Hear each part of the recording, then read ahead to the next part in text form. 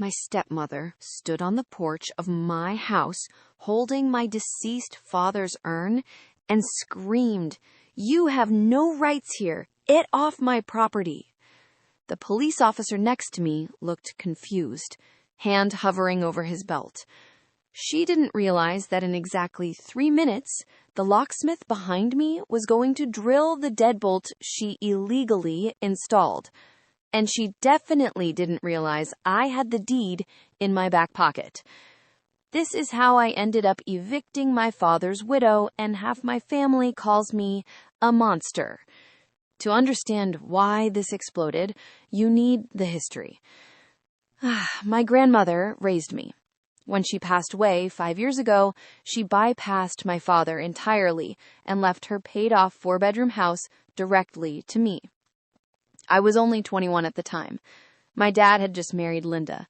Linda is the type of woman who smiles with her mouth, but never her eyes. 2 years ago, my dad lost his job due to health issues. Being a dutiful daughter, I invited them to move in with me rent-free so they could get back on their feet. That was my first mistake. For 2 years, things were okay. Linda was passive-aggressive, constantly making comments like, "Oh, must be nice to inherit wealth instead of working for it," despite me working 2 jobs to pay the property taxes. But then, 3 months ago, my dad passed away from a sudden heart attack. I was devastated. I thought we would grieve together. Instead, the day after the funeral, Linda walked into the living room and asked when I was planning to move out.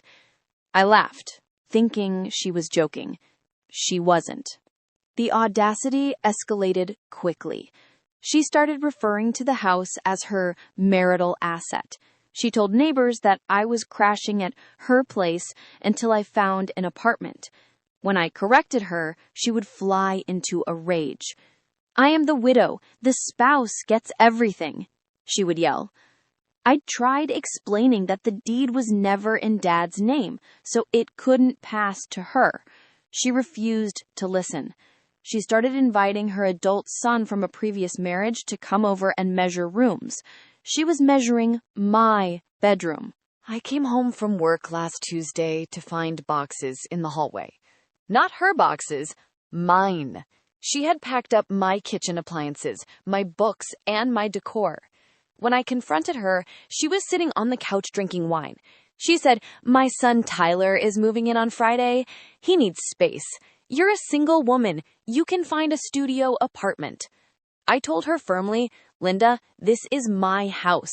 If you don't stop this, I will legally evict you." She threw her wine glass at the wall. The breaking point was yesterday. I went to work for a double shift. When I got home at midnight, exhausted, I put my key in the lock. It wouldn't turn. I jiggled it, nothing. She had changed the locks. I rang the doorbell and she shouted through the door, "You don't live here anymore. I've established residency rights for Tyler. Go away or I'm calling the cops." I slept in my car, in my own driveway, shivering and absolutely fuming.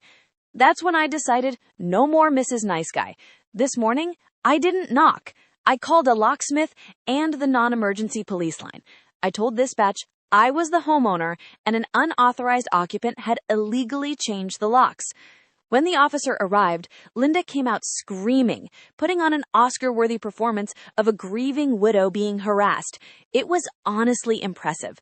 She told the cop I was an estranged stepdaughter trying to steal her husband's estate.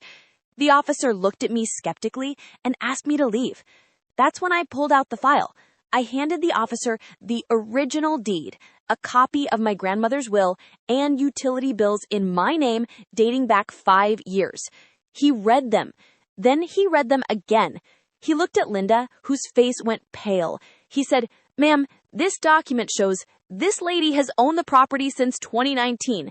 Do you have proof of ownership?" Linda started stuttering. "Well, my husband, we were married, squatter's rights." The officer shook his head. He told her she couldn't lock me out of my own property. The locksmith drilled the door open. I walked in, and the house was a disaster. She had already moved her son's stuff into the living room. The officer told Linda she had been essentially a guest who overstayed her welcome. And since she illegally locked the homeowner out, she was treading on dangerous legal ground. I served her a formal 30-day eviction notice right there in front of the cop. She started crying, screaming that I was making a widow homeless. I told her, "You have 30 days. If you damage 1 inch of drywall, I'm suing you for everything you have." Now my phone is blowing up. Linda's family and even some of my distant cousins are messaging me, calling me heartless for kicking out a grieving woman. They say I should have given her time. But she tried to steal my house. She tried to steal my legacy. I feel justified, but the guilt trips are intense. So, Reddit, be real with me. Am I the asshole for evicting my stepmother after she changed the locks on me?